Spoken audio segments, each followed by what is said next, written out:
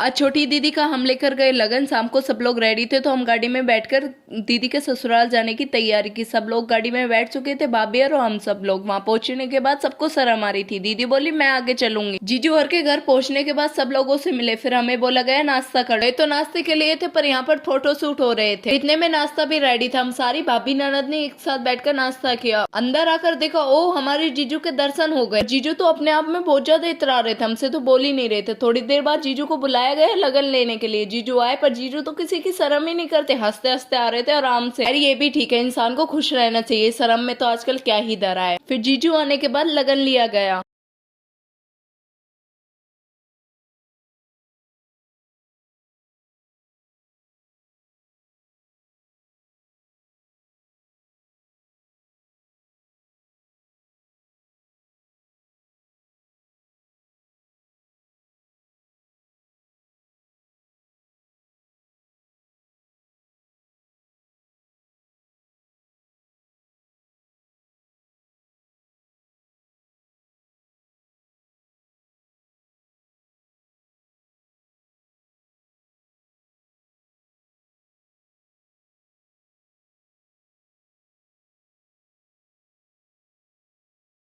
लगन लेने के बाद फिर जीजू के साथ फोटो शूट कराई। फिर हम लोगों का एक ही प्लान था कि खाना खा लेते हैं जल्दी से, फिर भाभी जी के घर जाना है। तो हम लोगों ने जल्दी से खाना खाना स्टार्ट किया। यहाँ पर ये देखो आराम से खाना खा रही, मुझसे तो कोई कुछ पूछ ही नहीं रहा है। खाना खाने के बाद सब लोग रेडी थे भाभी के घर जाने के लिए। बस इंतजार इतना था भैया कब लेने आएंगे कार से। फिर भैया हमें लेने आए।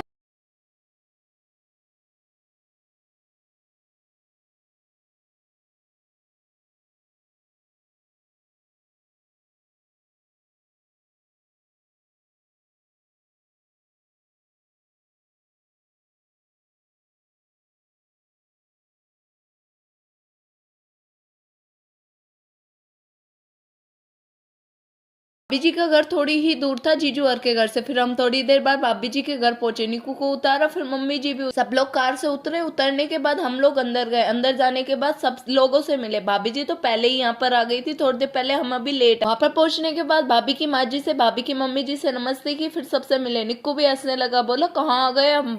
मका भाभी के घर आ गया भाई। भाभी के घर पर सब लोगों से मिलने के बाद हमें जीजू के घर जाने की वापस तैयारी की। थोड़ी देर बाद जीजू के घर पहुंचे। फिर हमने कहा जीजू जल्दी से डांस करो, हम घर जाएंगे। फिर जीजू के साथ डांस किया।